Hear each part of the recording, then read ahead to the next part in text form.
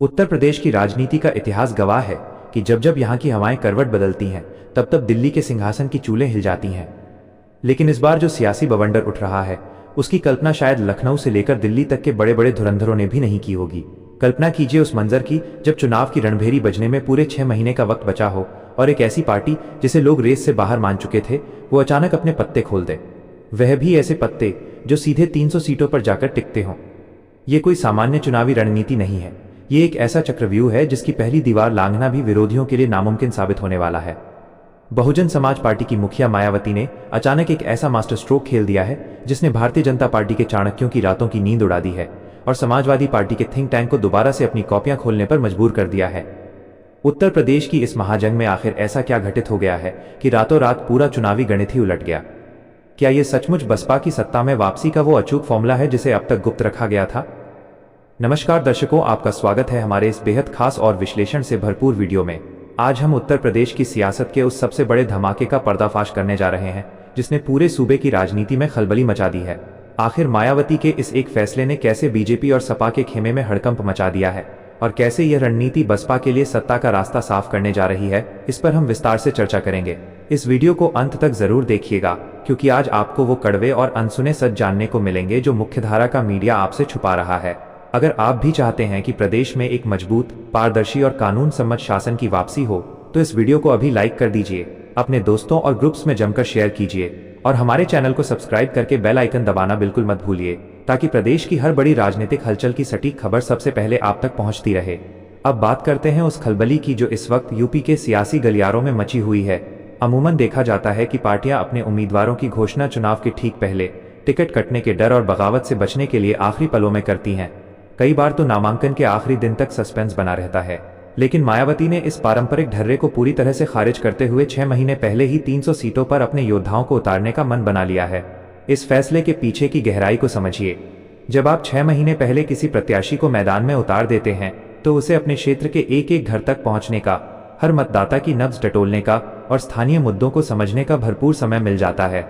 ये रणनीति सीधे तौर पर उस जमीनी पकड़ को मजबूत करती है जो पिछले कुछ चुनावों में कमजोर दिखाई दे रही थी। इस एक फैसले ने बीजेपी की उस मशीनरी को हैरान कर दिया है जो हमेशा अपने बूथ मैनेजमेंट के दम पर चुनाव जीतने का दावा करती है। अब बीजेपी के रणनीतिकारों को यह समझ नहीं आ रहा है कि वे 6 महीने पहले से ही मैदान में डटे बसपा उम्मीदवारों की काट कैसे ढूंढें। दूसरी तरफ समाजवादी पार्टी के भीतर भी इस फैसले से भारी बेचैनी है। सपा हमेशा से खुद को मुख्य विपक्षी दल के रूप में पेश करती आई है और उसका पूरा दारोमदार पीडीए यानी पिछड़े, दलित और अल्पसंख्यकों के गठजोड़ पर टिका हुआ है। लेकिन जैसे ही मायावती ने 300 सीटों पर उम्मीदवारों की अग्रिम सूची तैयार की, वैसे ही सपा के इस समीकरण में दरारें पड़नी शुरू हो गई हैं। बहुजन समाज पार्टी का यह कदम कोई जल्दबाजी में लिया गया फैसला नहीं है, बल्कि इसके पीछे महीनों की खामोश रिसर्च, हर विधानसभा का जातिगत आंकड़ा और स्थानीय नेताओं की साख का बारीकी से किया गया अध्ययन शामिल है। बसपा सुप्रीमो ने इस बार केवल पारंपरिक वोट बैंक के भरोसे रहने के बजाय एक ऐसा सोशल इंजीनियरिंग का नया ढांचा तैयार किया है जो हर वर्ग को प्रतिनिधित्व दे रहा है। जब 300 सीटों पर उम्मीदवारों के नाम तय हो चुके हैं तो इसका सीधा मतलब ये है कि उन क्षेत्रों में बसपा का प्रचार अभियान बाकी दलों के मुकाबले 6 महीने आगे चल रहा है। इस रणनीति ने विरोधियों के उस दुष्प्रचार को भी पूरी तरह से ध्वस्त कर दिया है जिसमें कहा जा रहा था कि बसपा अब उतनी सक्रिय नहीं रही। इस खामोश तैयारी ने यह साबित कर दिया है कि जब विरोधी ढोल नगाड़े बजाकर रैलियां कर रहे थे तब बसपा का कैडर जमीन पर रहकर चुपचाप एक एक वोट को सहेजने में जुटा हुआ था। अब जब यह मास्टर स्ट्रोक सामने आया है तो विरोधियों के पास इसकी कोई त्वरित काट नहीं है। बीजेपी जो अक्सर राष्ट्रवाद और विकास के दावों के सहारे आखिरी वक्त में माहौल बदलती थी, उसे अब जमीनी स्तर पर हर विधानसभा में बसपा के मजबूत उम्मीदवारों की चुनौती का सामना करना पड़ेगा। सपा जो केवल सरकार विरोधी वोटों के ध्रुवीकरण की उम्मीद लगाए बैठी थी, उसे अब ये दिख रहा है कि जनता के सामने बसपा एक बेहद मजबूत और विश्वसनीय विकल्प के रूप में पहले से ही खड़ी है। ये चक्रव्यूह इतना सघन है कि इसके भीतर प्रवेश करते ही विरोधी दल अपनी खुद की रणनीतियों में उलझने लगे हैं। टिकटों के बंटवारे को लेकर जो सिरफुटौवल अक्सर ऐन चुनाव के वक्त देखने को मिलती है, बसपा ने उसे 6 महीने पहले ही निपटाकर अपने संगठन को पूरी तरह से अनुशासित और एकजुट कर लिया है। उम्मीदवार अब बिना किसी आंतरिक डर के, बिना किसी गुटबाजी के सीधे जनता के बीच जाकर मायावती के शासनकाल की कानून व्यवस्था और जनकल्याणकारी योजनाओं की याद दिला रहे हैं। यह एक ऐसा माहौल तैयार कर रहा है जहां आम मतदाता को यह भरोसा होने लगा है कि इस बार लड़ाई सिर्फ बयानों की नहीं है, बल्कि जमीन पर सत्ता बदलने की पूरी तैयारी हो चुकी है। ये शुरुआत है उस राजनीतिक बदलाव की जिसके परिणाम बेहद चौंकाने वाले होने वाले हैं। और जिसकी धमक अभी से पूरे उत्तर प्रदेश में सुनाई देने लगी है। यूपी की राजनीति में जब कोई बड़ा फैसला लिया जाता है तो उसके पीछे सिर्फ तात्कालिक लाभ नहीं होता, बल्कि उसके पीछे दूरगामी परिणाम छिपे होते हैं। 6 महीने पहले 300 उम्मीदवारों के नाम तय करने का ये साहसिक कदम केवल विरोधियों को चौंकाने के लिए नहीं उठाया गया है, बल्कि इसके पीछे बसपा का वह पुराना और सबसे विश्वसनीय सांगठनिक ढांचा है जिसने अतीत में कई बार पूर्ण बहुमत की सरकारें बनाई हैं। इस रणनीति की पहली और सबसे बड़ी ताकत है उम्मीदवारों को मिलने वाला पर्याप्त समय। अमूमन देखा गया है कि आखिरी वक्त में टिकट मिलने पर प्रत्याशी को अपनी विधानसभा के सभी गांवों और बूथों तक पहुंचने का मौका भी नहीं मिल पाता। कई बार तो मतदाता को अपने उम्मीदवार का नाम तक ठीक से पता नहीं होता और चुनाव निकल जाता है। लेकिन इस बार मायावती ने अपने प्रत्याशियों को जो 6 महीने की लंबी अवधि दी है, वो सीधे तौर पर मतदाताओं के साथ एक गहरा भावनात्मक और व्यक्तिगत संबंध स्थापित करने का जरिया बन रही है। एक प्रत्याशी जब बार बार किसी के दरवाजे पर जाता है, उनके सुख दुख में शामिल होता है, तो वो केवल एक राजनीतिक चेहरा नहीं रह जाता, बल्कि उस परिवार का हिस्सा बनने लगता है। ये सीधी पहुंच ही बसपा की सबसे बड़ी पूंजी बनने जा रही है, जिसका मुकाबला केवल रैलियों और विज्ञापनों के भरोसे नहीं किया जा सकता। इस कदम से भारतीय जनता पार्टी के उस तंत्र में भी भारी असमंजस की स्थिति पैदा हो गई है जो अपनी चुनावी मशीनरी को सबसे मजबूत मानता था। भाजपा की चुनावी रणनीति हमेशा से आक्रामक प्रचार, बड़े चेहरों और आखिरी पलों में ध्रुवीकरण पर टिकी रहती है। लेकिन जब जमीन पर पहले से ही एक मजबूत स्थानीय और जनता के बीच घुला मिला बसपा प्रत्याशी मौजूद होगा, तो भाजपा का ये चुनावी रथ ठिठकने पर मजबूर हो जाएगा। भाजपा के स्थानीय विधायक और नेता जो अब तक सत्ता की लहर के भरोसे निश्चिंत बैठे थे, उन्हें अब अपनी जमीन खिसकती हुई महसूस हो रही है। उन्हें समझ नहीं आ रहा है कि वे 6 महीने तक लगातार जनता के बीच रहने वाले बसपा प्रत्याशी के जनसंपर्क का मुकाबला कैसे करें। सरकारी योजनाओं के दावों और भाषणों की चमक तब फीकी पड़ जाती है जब विपक्ष का कोई जमीनी नेता हर रोज जनता की बुनियादी समस्याओं जैसे बिजली, सड़क, पानी और रोजगार के मुद्दों पर प्रशासन को घेर रहा होता है। बसपा के इन 300 उम्मीदवारों ने अपनी अपनी विधानसभाओं में समानांतर मोर्चा खोल दिया है, जिससे सत्ताधारी दल को बचाव की मुद्रा में आना पड़ा है। वहीं दूसरी ओर समाजवादी पार्टी के भीतर मची छटपटाहट अब खुलकर सामने आने लगी है। सपा के रणनीतिकारों को यह डर सता रहा है कि बसपा का यह आक्रामक और पहले से तैयार ढांचा उनके पारंपरिक वोट बैंक में बड़ी सेंध लगा देगा।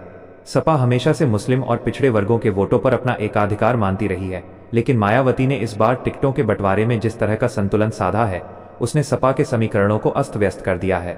जब अल्पसंख्यक और पिछड़े वर्ग के मतदाताओं को यह दिखेगा कि बसपा न केवल बेहद गंभीर है, बल्कि 6 महीने पहले से ही चुनाव जीतने की मुकम्मल तैयारी के साथ मैदान में खड़ी है, तो उनका झुकाव स्वाभाविक रूप से उस विकल्प की तरफ बढ़ेगा जो सत्ता में आने के सबसे करीब दिखाई दे रहा है। सपा के पास इस वक्त बसपा के इस शुरुआती बढ़त का कोई जवाब नहीं है। वे केवल बयानों और ट्वीट्स तक सीमित रह गए हैं, जबकि बसपा के प्रत्याशी हर गांव के नुक्कड़ और चौपाल पर बैठकर 24 घंटे अपनी पैठ मजबूत कर रहे हैं। इस पूरे घटनाक्रम में जो सबसे महत्वपूर्ण पहलू है, वो है भितरघात और बगावत पर पूरी तरह से काबू पाना। किसी भी राजनीतिक दल के लिए चुनाव के दौरान सबसे बड़ी चुनौती ये होती है कि टिकट न मिलने से नाराज नेता ऐन वक्त पर पार्टी छोड़कर चले जाते हैं या फिर भीतर ही भीतर पार्टी के उम्मीदवार को नुकसान पहुंचाते हैं।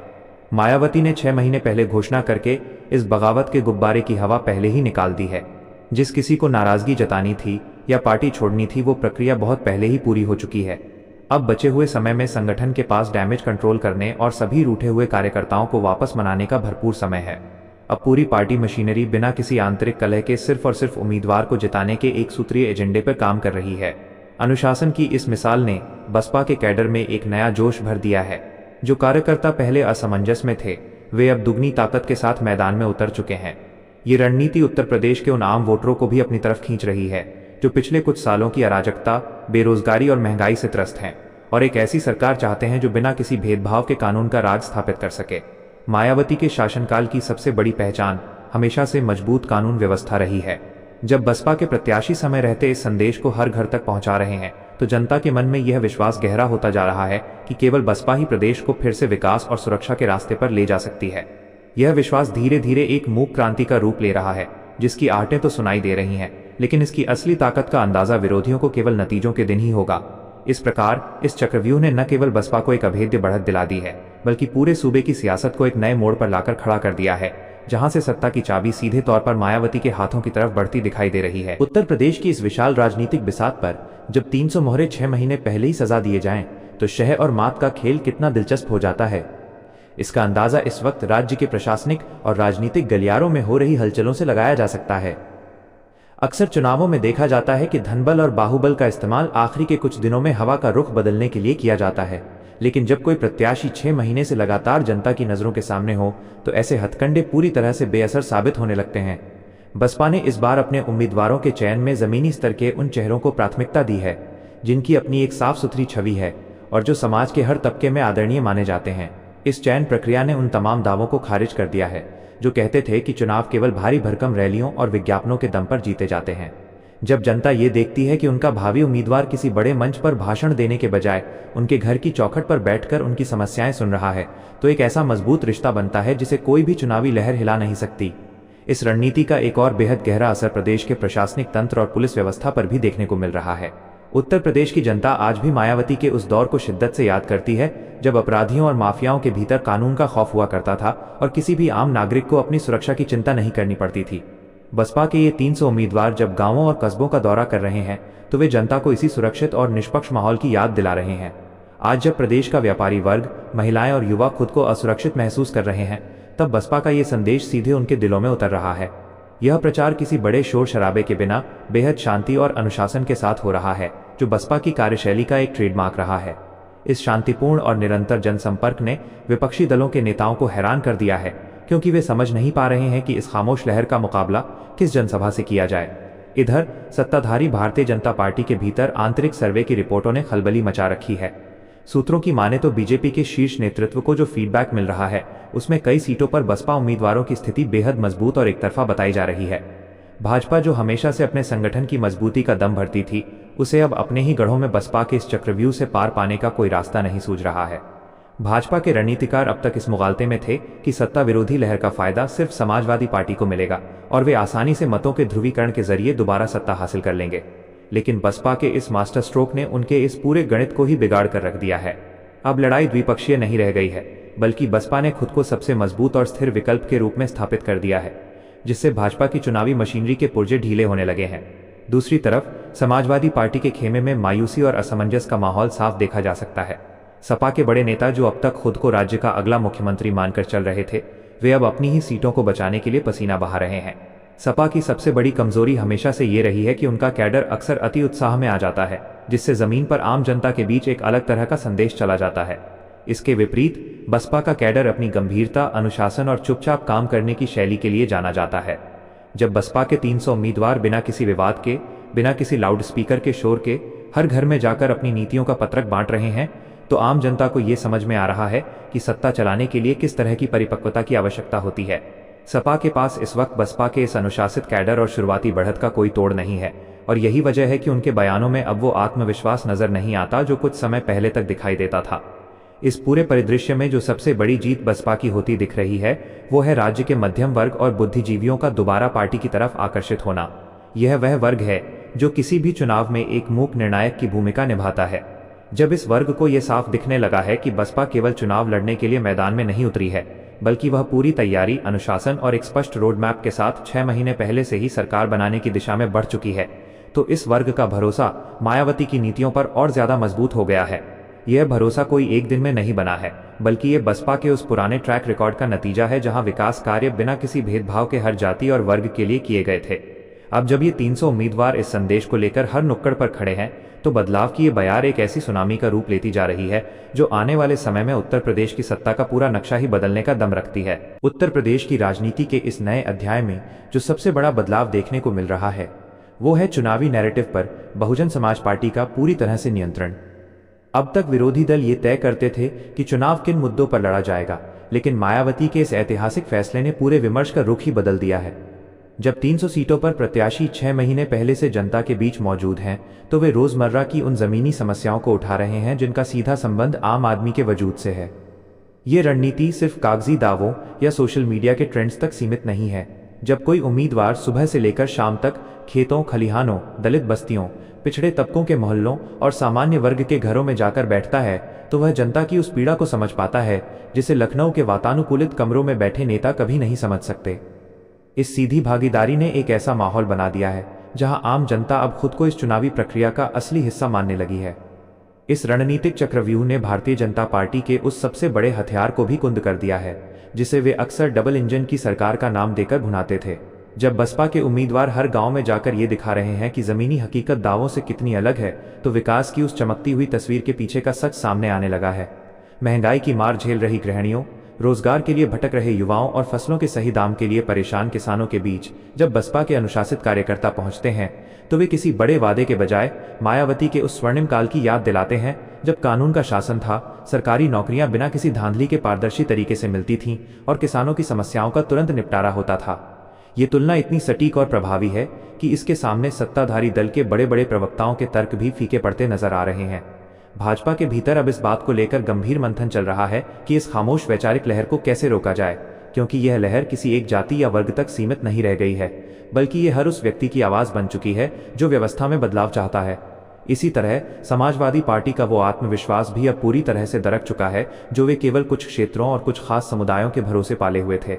सपा को हमेशा यह लगता था कि अल्पसंख्यक समाज के पास उनके अलावा कोई और विकल्प नहीं बचेगा, लेकिन बसपा ने जिन 300 सीटों पर अपने उम्मीदवारों का चयन किया है उनमें अल्पसंख्यकों को उनकी आबादी और प्रभाव के हिसाब से बेहद मजबूत और जिताऊ प्रतिनिधित्व दिया गया है। जब अल्पसंख्यक समाज यह देख रहा है कि बसपा न केवल उनके हक की बात कर रही है बल्कि चुनाव से 6 महीने पहले ही उन्हें नेतृत्व देकर मैदान में उतार चुकी है, तो उनका भरोसा सपा के खोखले वादों से हटकर बसपा की इस ठोस रणनीति पर टिकने लगा है।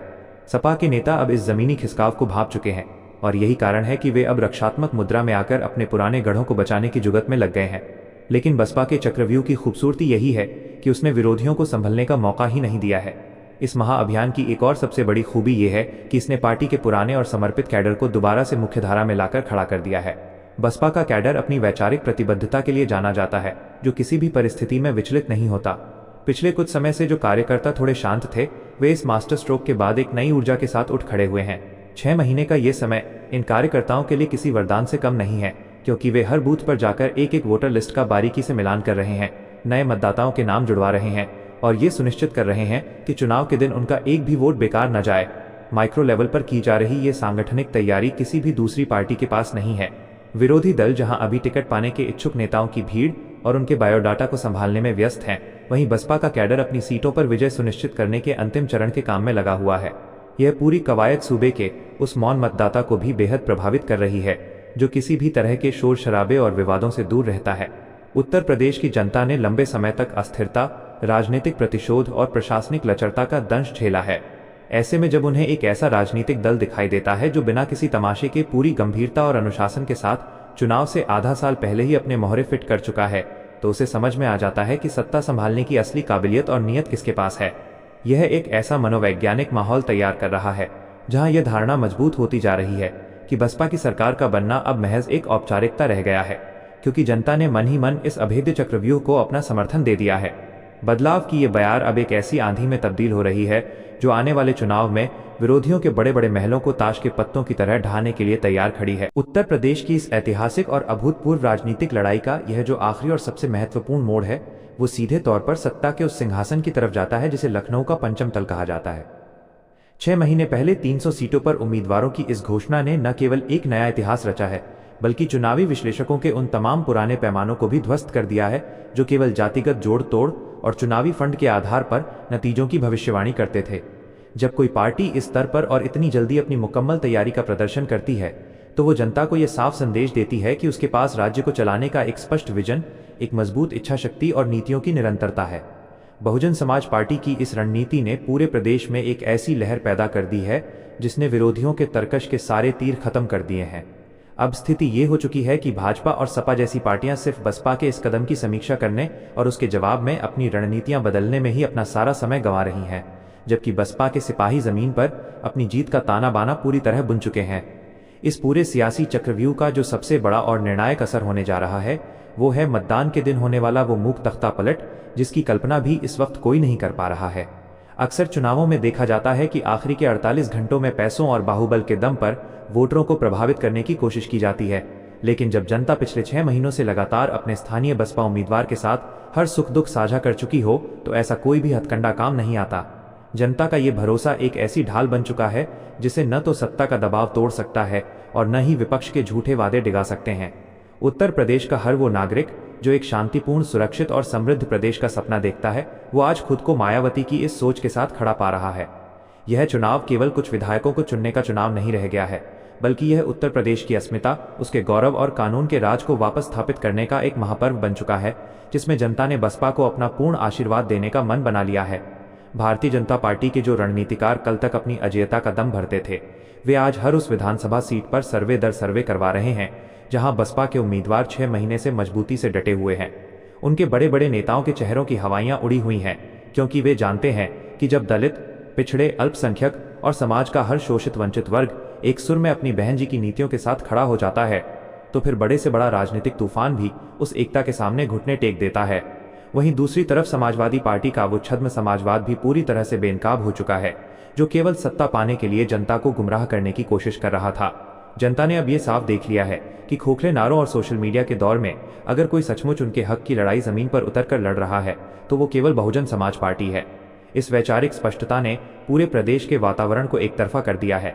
इस पूरी अद्भुत और रणनीतिक यात्रा का निष्कर्ष यही है कि मायावती का ये मास्टर स्ट्रोक उत्तर प्रदेश की राजनीति में एक नए और सुनहरे युग की शुरुआत करने जा रहा है।